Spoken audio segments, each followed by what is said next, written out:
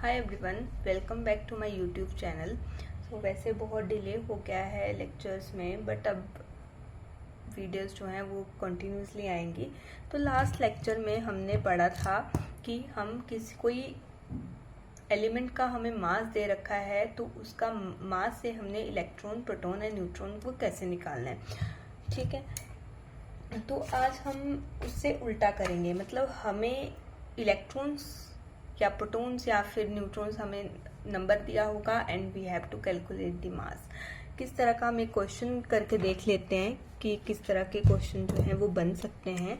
तो जैसे क्वेश्चन है, कैलकुलेट मास ऑफ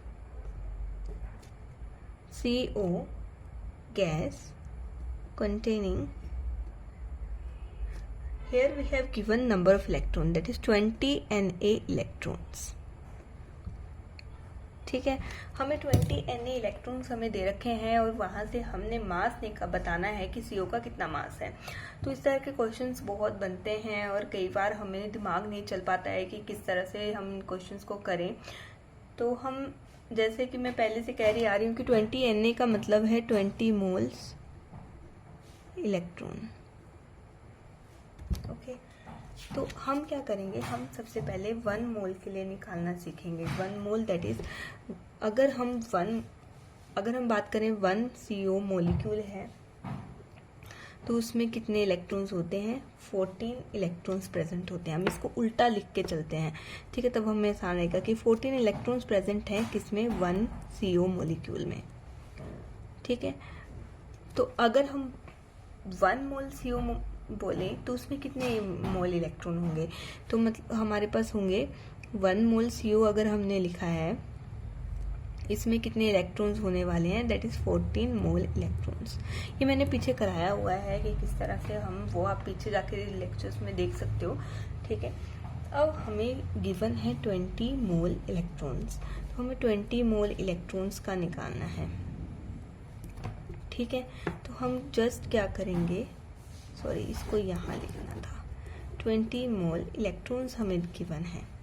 ठीक है, अगर हम 1 मोल इलेक्ट्रॉन की बात करें तो वो प्रेजेंट होते हैं 1/14 मोल CO मोलिक्यूल, CO में। ठीक है, 20 मोल का बात कर रहे हैं तो 1/14 इंटू 20 हम करेंगे तो 10⁻7 मोल हमारे पास CO के आ जाएंगे कि जो 20 Na इलेक्ट्रॉन्स हैं वो इतने मोल्स में प्रेजेंट हैं। बट हमें पूछा गया है कि मास क्या होगा, तो मास हम कैसे निकालेंगे। हम मास कैसे निकालते हैं, जस्ट हम मोल्स को मोलर मास से मल्टीप्लाई कर देते हैं। तो हम क्या करेंगे, we want to know the mass कि इतने इलेक्ट्रॉन्स जिस CO के सैंपल में प्रेजेंट है। हमें कोई CO का, हमें कोई सैंपल दिया है कार्बन मोनोऑक्साइड गैस का और बोला है कि उसमें इतने इलेक्ट्रॉन्स प्रेजेंट है, तो हमने उस गैस का मास निकालना है। तो हमें उसका मोल, हम नंबर ऑफ मोल्स लेंगे इनटू मोलर मास करेंगे। पीछे मैंने फ्लो चार्ट भी बनवाए हैं तो वो आप जाके देख लिए। मोलर मास इसके हैं 28। तो जब हम इसको सोल्व करेंगे तो वी कम अप विद 40 ग्राम मास हमारा आ जाता है। तो हमने क्या किया, हमें इलेक्ट्रॉन्स दे रखे थे 20 Na electrons, that is 20 mole electrons. तो हम 1 मोल से गए, 1 मोल से हम 1 मोल में देखा कितने इलेक्ट्रॉन है, दैट इज 14 मोल इलेक्ट्रॉन्स होते हैं। एंड 20 मोल इलेक्ट्रॉन हमारे 1/14 इंटू 20 में होते, तो हमने number of moles of CO हमने निकाल ली। देन वहाँ से हम मास को, हम जब निकालना होता है तो number of moles into molar mass करते हैं। देन हमारे पास जो कैलकुलेट करके आ गया 40 ग्राम हमारे पास मोलर मास आ गया है। ठीक है, इसी तरह से हम एक और क्वेश्चन हम कर लेते हैं ताकि अच्छे से हम इसको बना पाए। तो नेक्स्ट क्वेश्चन है, calculate number of neutrons in 54 ml H2O at 27 degree Celsius and 1 atmosphere. ठीक है, तो इस क्वेश्चन को अब हम करके करेंगे। आप इसको ट्राई करिए, वीडियो को पॉज करके ट्राई करिए। तो यहाँ पे हमें पता है वी हैव गिवन, हमें वॉल्यूम दे रखा है। ठीक है, वॉल्यूम ऑफ वाटर हमें दे रखा है और हमें डेंसिटी का इसको पता है हमें कि 1 ग्राम पर ml हमारे पास डेंसिटी होती है। ठीक ठीक है। तो हम डेंसिटी हमारे पास है, वॉल्यूम हमारे पास है, तो we can calculate the mass, then we can calculate mass of water. जैसे डेंसिटी का फॉर्मूला होता है mass upon volume, so we have density yes, we have volume yes, so we can calculate this, we can calculate mass, just we have to multiply the volume with density. तो density ये है, volume ये है, तो just we have to multiply. इस तरह से किया तो 54 ग्राम हमारे पास क्या आ गया, मास ऑफ, कि इतने ml वाटर में इतना मास है।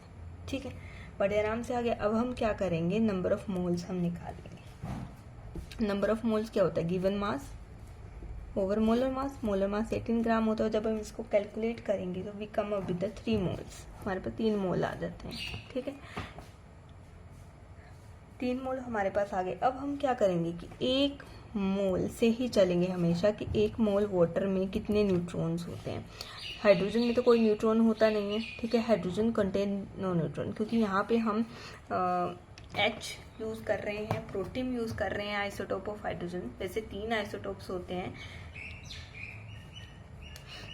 बट जनरल जो मोस्ट कॉमन है, हर एक कंपाउंड में प्रेजेंट होता है, वो होता है प्रोटीन, और उसमें कोई न्यूट्रॉन नहीं होता। तो हम यहाँ पे ऑक्सीजन में कितने न्यूट्रॉन हैं हम उन्हीं को कंक्लूड करेंगे, क्योंकि इनमें न्यूट्रॉन नहीं होता है। ठीक है, इसमें न्यूट्रॉन होता है, और 1 मोल लिखा है तो 8 मोल न्यूट्रॉन आ जाएगा। ठीक है, और 3 मोल वाटर में अगर हमने निकालना है तो जस्ट वी हैव, हमने मल्टीप्लाई करना है। 8 into 3 that is 24 mole neutron उसमें प्रेजेंट है। ठीक है, तो ये था हमारा मोलर मास से इलेक्ट्रॉन प्रोटॉन न्यूट्रॉन्स निकालना, and then electron proton neutrons अगर गिवन हो तो उससे हमारे मोलर मास निकालना एंड मास निकालना, या फिर हमें नंबर ऑफ न्यूट्रॉन्स, कोई हमें वॉल्यूम दिया है वहाँ से नंबर ऑफ न्यूट्रॉन्स निकालना। ठीक है, तो ये हमारा जो है यहाँ पे ये वाला टॉपिक तो ख़त्म होता है। अब जो नेक्स्ट टॉपिक है हमारा वो आता है कैलकुलेशन ऑफ चार्ज। बहुत इंटरेस्टिंग टॉपिक है। ठीक है, तो यहाँ पे हम नेक्स्ट टॉपिक करने वाले हैं कैलकुलेशन ऑफ चार्ज।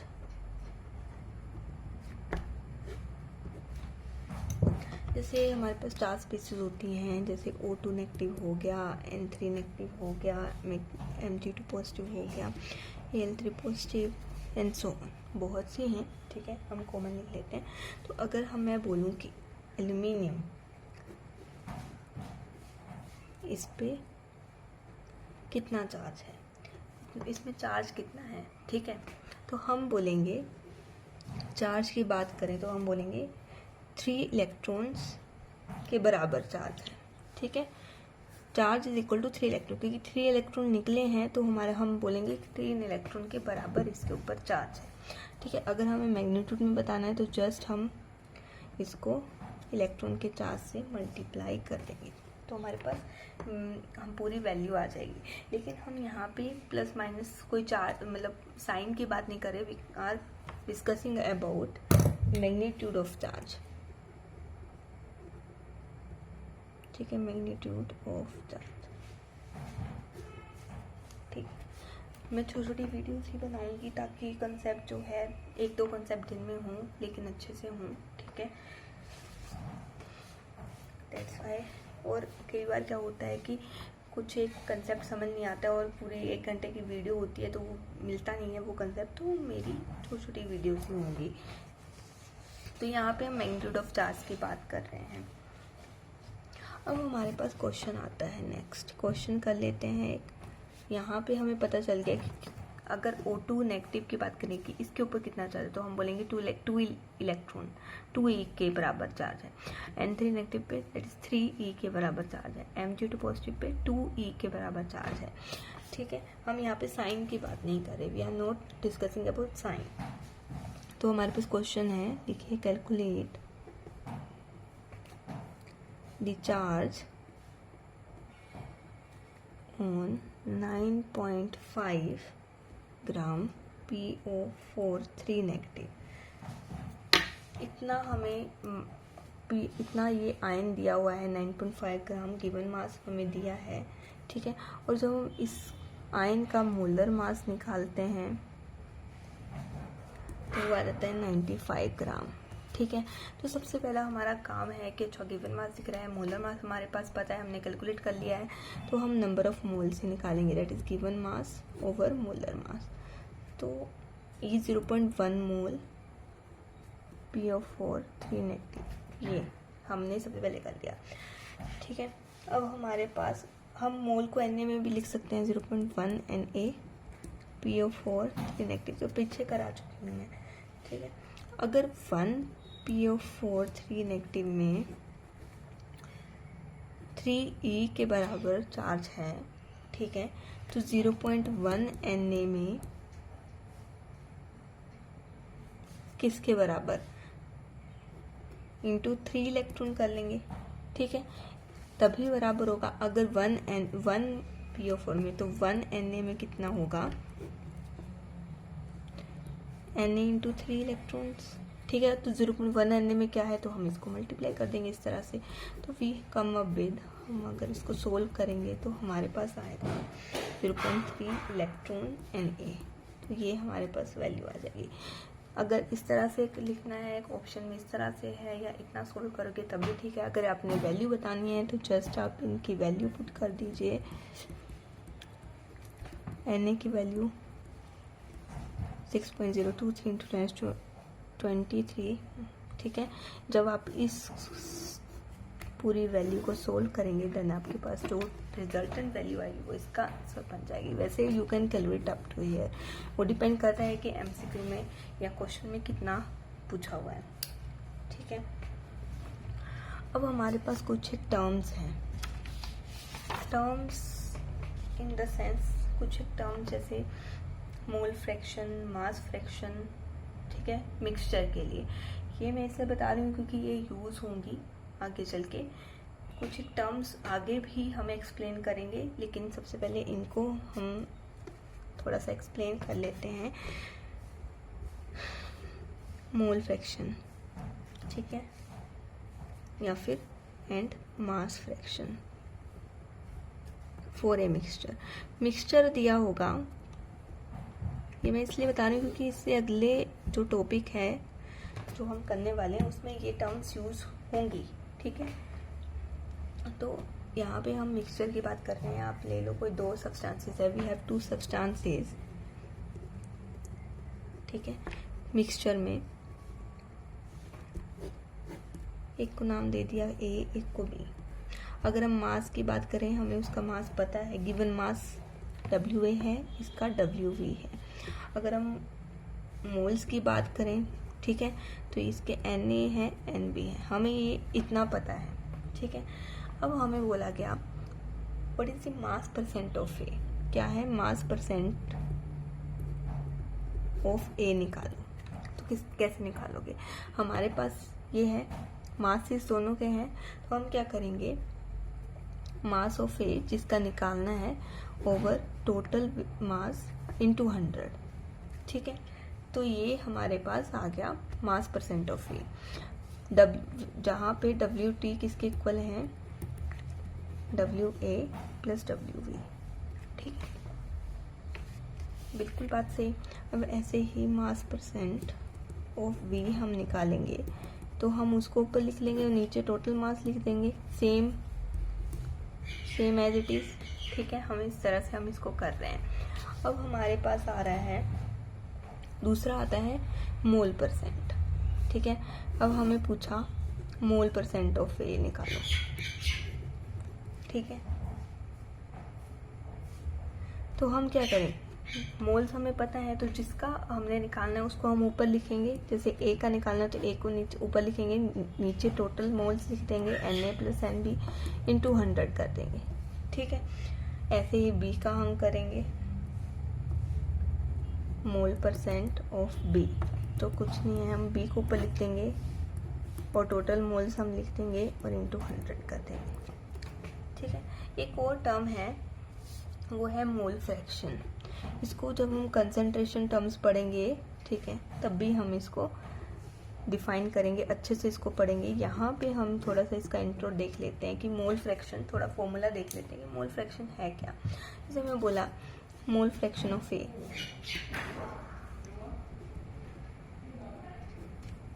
तो जस्ट हम इसका ए का मोल फ्रैक्शन निकालना है, तो ए के मोल्स ओवर टोटल मोल्स, तो ये जो आया है, ठीक है, इसको मोल फ्रैक्शन कहते हैं। मतलब अगर हम मोल फ्रैक्शन ऑफ ए को 100 से डिवाइड कर ले, इसको 100 से डिवाइड कर ले, we come up with this, क्योंकि 100 से 100 कैंसिल आउट हो जाएगा, तो हमारे पास मोल फ्रैक्शन बच जाएगा। तो मोल फ्रैक्शन क्या है, मोल परसेंट का डिवाइड बाय 100, ठीक है। अब नेक्स्ट टॉपिक है जिसमें ये जो है फॉर्मूला बनाने के लिए यूज़ होगा, समझने के लिए यूज़ होगा, दैट्स वाई मैंने आपको ये टर्म्स थोड़ी सी इंट्रोड्यूस करवाई हैं। तो हमारे पास नेक्स्ट टॉपिक है एवरेज एटॉमिक मास। अब आपके दिमाग में आ रहा होगा कि अच्छा एटॉमिक मास भी पढ़ लिया, उससे हमने इलेक्ट्रॉन प्रोटॉन न्यूट्रॉन से निकाल लिए, अब एवरेज का क्या कहानी आ गई यहाँ पे, ठीक है। एवरेज एटॉमिक मास,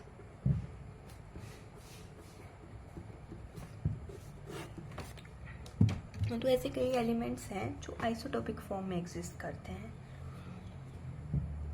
ठीक है। Some elements exist in isotopic forms. अब आइसोटोपिक फॉर्म्स क्या होती हैं,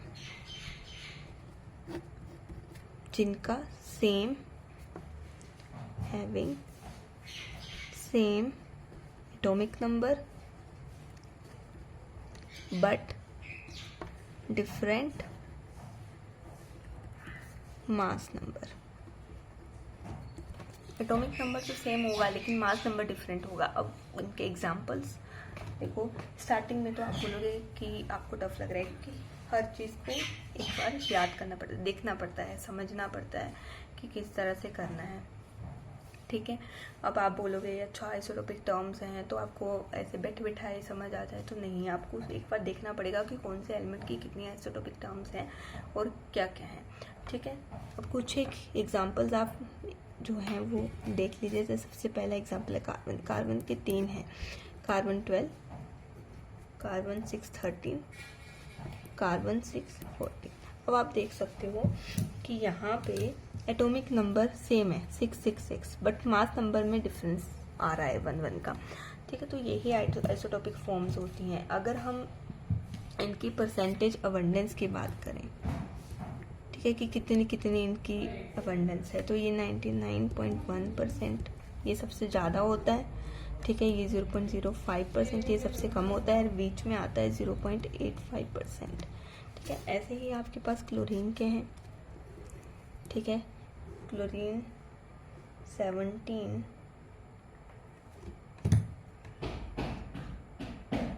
35 इन क्लोरीन, दूसरा होता है 17, 37। अगर इनकी परसेंटेज अबंडेंस की बात करें तो ये 75% है 35 वाला, और ये 25% है, ठीक है। तो अब जब भी हमने इनका जिनके आइसोटोपिक टर्म्स हैं इनका एटॉमिक मास बताना है, तो हमें सबका कंट्रीब्यूशन लेना पड़ेगा कि सब थोड़े थोड़े अमाउंट में प्रेजेंट है, जितने जितने अमाउंट में प्रेजेंट है, ठीक है। तब हम एवरेज एटॉमिक मास इनके लिए यूज़ करते हैं। हम इनके लिए जनरल फॉर्मूला बना लेते हैं, ठीक है। आप सपोज कर लो हमारे पास कोई एक्स एलिमेंट है जिसका एटॉमिक मास जेड है, एंड मास नंबर जो है m मान लेते हैं, क्योंकि उसके बाद जब हम इसके आइसोटोप, मान लो इसके 2 आइसोटोप्स हैं, ठीक है। z इसका मास नंबर एक का m1 है और दूसरे का मास नंबर m2 है, ठीक है। तो अगर हम इनकी परसेंटेज अबंडेंस की बात करें, या हम इसको मोल परसेंट में भी यूज़ कर बोल सकते हैं, ठीक है। तो ये हमारी इसकी अगर a है और इसकी अगर v है, ठीक है, हमें पता है। देन हम मास की बात कर लेते हैं। मास हम किसी चीज़ का कैसे निकालते हैं, मास हम निकालते हैं जैसे given mass, sorry molar mass, given mass we have to calculate molar mass into number of moles, ठीक है। तो हम यहाँ पे गिवन मास हमें निकालना है, ठीक है, गिवन मास निकालना है, ठीक है। तो हमारे पास मास नंबर जो है वो m1 है, मास मोलर मास, एंड इनटू हमारे पास मोल्स कितने हैं वो है A, और इसका है m2b। इस तरह से हम मास निकाल लेंगे। तो अब हम फॉर्मूला बनाते हैं, ठीक है, कि किस तरह से। सिंगल मॉलिक्यूल के लिए तो हम लिखते हैं, हमने निकाला हुआ है जस्ट पीछे। तो हम मिक्सचर के लिए निकालते हैं। मिक्सचर के लिए हम क्या बोलते हैं, फॉर ए मिक्सचर अगर हमें नंबर ऑफ मोल्स या कुछ भी निकालना है तो we use average molar mass, ठीक है। तो हम कैसे हम निकालेंगे, इसको बोलेंगे टोटल मास ऑफ मिक्सचर जो हमें दिया है, ठीक है, over total moles of mixture,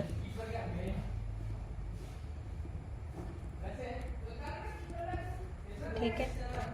तो जस्ट एम एवरेज अगर हमने लिखना है तो W total, given mass total और नंबर ऑफ मोल्स टोटल, ठीक है। WT टोटल क्या है, अगर हम पीछे के इससे हम कंपेयर करें तो WT तो m1a दैट इज हमने ये निकाला है m1a प्लस m2b, और हमारे पास मोल्स टोटल क्या है a प्लस b। तो ये फॉर्मूला आपका एम एवरेज का आ जाता है, ठीक है, एम एवरेज का ये फॉर्मूला, और आपको यही डायरेक्ट याद करना है। ये समझाने के लिए मैंने आपको पूरा बता दिया कि किस तरह से ये फॉर्मूला आया है, ठीक है, ताकि आपको याद रहे, फॉर्मूला याद करने में आसानी रहे। अब एक यहाँ पे टर्म है दैट इज एटॉमिक, टर्म नहीं एक लाइन है that is atomic mass of element is fraction. अगर एटॉमिक मास फ्रैक्शन में आ जाता है, ठीक है, तो मतलब इट में एग्जिस्ट एज अ मिक्सचर। तो ये मिक्सचर की फॉर्म में ही प्रेजेंट होगा, मतलब उस आइसोटोपिक फॉर्म्स में प्रेजेंट होगा। आज हम इतना ही करेंगे। नेक्स्ट हम इसके ऊपर एवरेज एटॉमिक मास के कैलकुलेट थोड़े हम न्यूमेरिकल्स आप भी ट्राई करके देखना। जैसे मैंने पीछे ये आपको ये बताया था, परसेंटेज लिखवाई हुई, आपने जस्ट यहाँ पे मल्टीप्लाई करना है 12 इंटू ये दिस एंड प्लस 12, ये आपने आप क्लोरीन का करके देखिए, ठीक है, एंड आप कैलकुलेट करके देखिए। बाकी मैं तो नेक्स्ट लेक्चर में आपको करा ही दूंगी। Thank you with it. I hope you enjoy the lecture.